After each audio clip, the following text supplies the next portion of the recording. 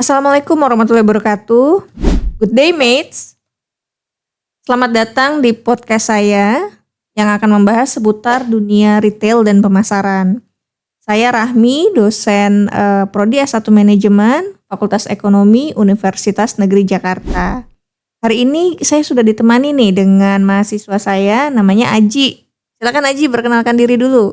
Ya, halo Ibu Rahmi, halo mates. Perkenalkan aku dari Fakultas Ekonomi Prodi Pemasaran Digital. Nama aku Muhammad Aji Restu Kresna. Oke Aji, selamat datang ya. Ya Ibu.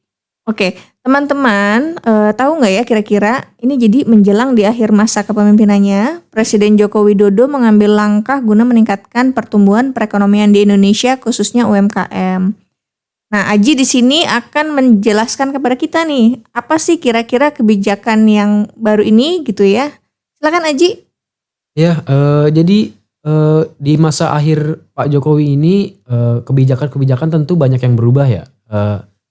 Terkait pertama ini yang mau dibahas ada border dan post border. Jadi untuk yang belum tahu, post border itu adalah di mana sebuah pendekatan pengecekan barang-barang impor yang dilakukan setelah barang tiba di dalam negara. Jadi barang-barang tersebut sudah dicek, sudah dilakukan pengecekan barang tersebut, dikenai biaya cukai dan diberikan izin setelah melalui batas negara. Dan untuk bordernya itu tadi sendiri, border itu merupakan sebuah pendekatan pengecekan barang impor, tetapi barang tersebut tuh diceknya sebelum memasuki sebuah negara. Jadi hal ini tuh bertujuan untuk memberikan pencegahan preventif untuk produk-produk yang dinyatakan ilegal. Jadi diharapkan setelah adanya kebijakan ini tuh barang-barang ilegal itu tidak ada lagi yang masuk ke perbatasan negara. Oke, tapi kan tadi di awal ya saya bilang tadi Ji bahwa kebijakan ini berkaitan sama produk UMKM nih ya. Iya betul. Sebetulnya apa sih peluang yang bisa diambil oleh pelaku UMKM dari kebijakan ini? Menurut saya sendiri tuh sebenarnya barang-barang impor ini tuh kan didistribusikan kepada department store ya, seperti kayak Superindo, Titop, Alfamart atau dan lain sebagainya. Produk-produk yang tadi diimpor tadi ya Ji ya? Iya benar, didistribusiin kan kebanyakan ke retail store ya. Itu sedikit demi sedikit tuh seharusnya akan diganti oleh produk UMKM. Jadi produk tersebut tuh juga harusnya nggak kalah lah. Kita bisa salurin melalui department store. Kayak misalnya ada UMKM yang memproduksi makanan dodol. Lalu mereka bisa banget nih harusnya mendistribusikan ke toko retail yang sudah disebutkan tadi tuh. Jadi agar tentunya tuh produk kita tuh lebih dikenal. Jadi gak usah lah sedikit-sedikit kenalnya barang impor mulu. Bisa-bisa kali barang lokal. Oke, jadi sebetulnya hubungannya adalah dengan border dan post border ini membatasi masuknya produk impor supaya produk UMKM kita bisa masuk ke toko-toko retail ya, menggantikan produk impor seperti itu ya Ji ya. Nah tapi kalau saya sendiri nih Ji, saya kalau beli barang tuh biasanya saya akan memilih top of mind atau merek-merek yang sudah dikenal jelas gitu ya dari setiap kategori produk. Ya, sementara betul. Kan kalau produk UMKM nih merek-merek baru ya. Jadi jarang dikenal ya Bu ya? Iya, kan mereknya baru nih, nggak kenal nih. Nah, Aji punya nggak kira-kira saran bagi para pelaku UMKM nih gimana nih supaya konsumen itu notice atau sadar akan produk-produk UMKM ini?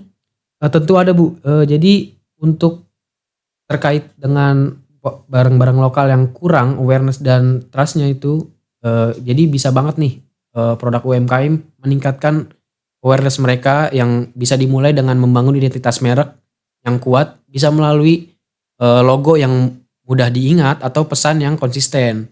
Jadi gampang banget tuh kalau kita datang ke toko retail misalkan ada produk ini logonya, gampang banget nih logonya ada makanan ini, gampang banget diingat.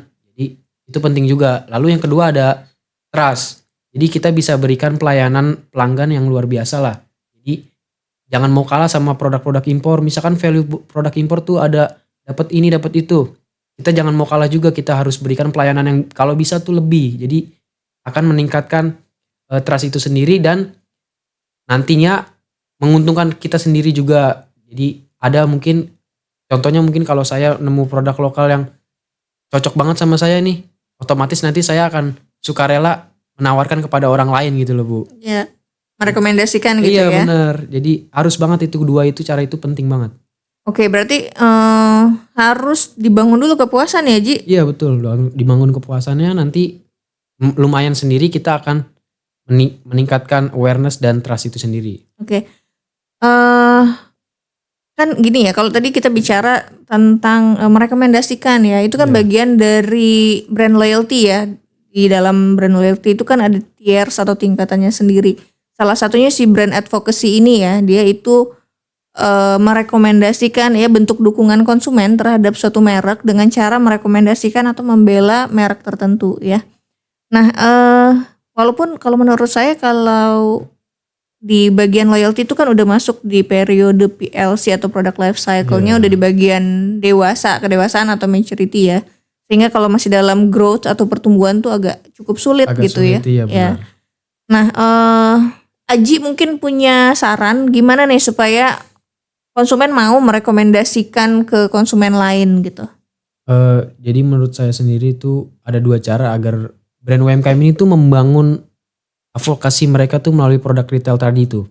Yang pertama tuh ada caranya dengan membayar agar produk dapat ditaruh di display teratas atau dengan setara sama top of mind itu sendiri tadi melalui. Oke, jadi ditempatkan di posisi yang mudah dilihat yang gitu mudah ya. dilihat dengan sama kayak produk top of mind lain kayak melalui display dan banner sebagainya tuh sebenarnya penting juga kalau diposisikan dengan yang sama tuh.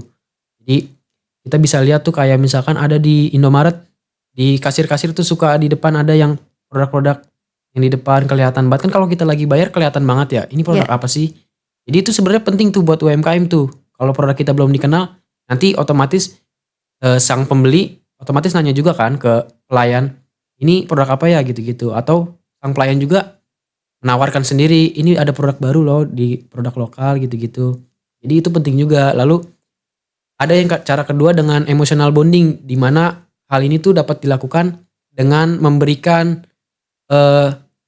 hubungan baik kepada pemilik toko atau penjaga atau karyawan toko tersebut. Jadi baiknya itu nanti kalau kita punya hubungan yang baik, untungnya nanti direkomendasikan secara cuma-cuma lah sama mereka. Kalau misalkan ada orang nyari barang, aduh kok mie A habis gitu. ya. Ya, oke. Mie A itu habis ya.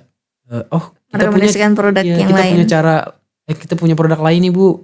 Dari produk lokal gini. Ini bagus loh gini enggak kalah kok sama ini. Jadi itu sangat baik juga Bu. Oke. Kan kita sering dengar nih Ji, kalau kita bicara tadi ya, si produk UMKM mau menggantikan produk impor. Tapi di masyarakat Indonesia sendiri nih biasanya ada stigma ya. Teman-teman juga pasti tahu nih. Soulmates nih pasti juga mengalami ya bahwa ada stigma produk lokal itu kalah dibandingkan produk impor. Jadi lokal versus impor. Nah, gimana nih Ji? Untuk stigma lokal versus impor sendiri ya, ini sebenarnya tuh menjadi hambatan ya bagi UMKM karena preferensi konsumen produk impor tuh memang lebih tinggi lah dibanding produk lokal. Tapi sebenarnya hambatan ini tuh tidak terlalu menyulitkan guys. Jadi UMKM tuh bisa menurut saya tuh meningkatkan at least pengalaman konsumen. Jadi justru membuat masyarakat tuh sadar bahwa produk lokal gak kalah loh. Jadi banyak juga produk-produk Indonesia yang udah menginovasi produknya yang udah setara atau mungkin mengungguli namun namanya kurang dikenal aja. Jadi kita sebagai warga Indonesia harus banget nih mengenal produk-produk lokal yang telah dihadirkan oleh pelaku-pelaku UMKM itu sendiri tadi. Oh ya, oke. Gini, tadi Aji bilang ya kebijakan border dan post border itu untuk mereplace barang-barang impor gitu ya. Nah terus bekerja sama juga dengan toko retail gitu ya. Ada nggak strategi yang baik menurut Aji ya untuk supaya nanti produknya ini laku gitu dijual di toko retail? Ya untuk strateginya tuh pertama tuh bisa dilakukan dengan yang adanya availability ya. Jadi produk UMKM tuh harus mudah dijangkau, terutama tuh dengan kuantitinya tuh yang cukup ataupun tersedia di toko-toko retail tuh yang banyak lah. Jadi harus jelas gitu ketersediaannya. Jadi yang kedua tuh ada visibility juga. Jadi produk yang didistribusikan ke toko retail itu sebenarnya tuh kelihatan atau enggak. Kita tuh sebenarnya produk yang kita hadirkan, yang kita masukin ke toko retail disimpan di rak yang tepat atau enggak. Jadi jangan sampai tuh produk kita sendiri ternyata diumpetin. Jadi yang membuat konsumen tuh gak bisa ngelihat produk kita. Itu sayang banget sih menurut aku. Jadi yang ketiga juga ada advocate atau advokasi yang sebelumnya tadi sudah dibahas tadi ya, menjaga hubungan baik kepada penjaga toko atau pemilik toko ataupun membayar untuk berada di display-display teratas tadi. Ya, oke. Nah, ternyata jadi pelaku UMKM dan memasarkan produk UMKM ini cukup challenging ya Ji ya. Iya benar banget Bu. Mereka harus matang dalam mempersiapkan strategi, mentalnya harus kuat karena bersaing dengan produk lokal sendiri, produk impor ya. Dan termasuk produksi dari toko retail itu sendiri kan suka banyak ya yang pakai on brand seperti itu ya. Iya benar-benar. Menurut teman-teman sendiri bagaimana nih kebijakan border dan post border, apa betul-betul dapat membantu pelaku UMKM di Indonesia? Silakan teman-teman ya isi di bagian kolom komentar supaya kami tahu nih ya Ji ya, Iya, benar, setuju atau enggak nih dengan kebijakan ini. Oke, saya rasa cukup ya bahasan kita hari ini mengenai kebijakan border dan post border. Terima kasih banyak Aji sudah menemani saya. Terima kasih banyak Ibu, sama-sama dengan senang hati. Ya. Sampai jumpa lagi soulmates. Good day mates. Bye bye mates.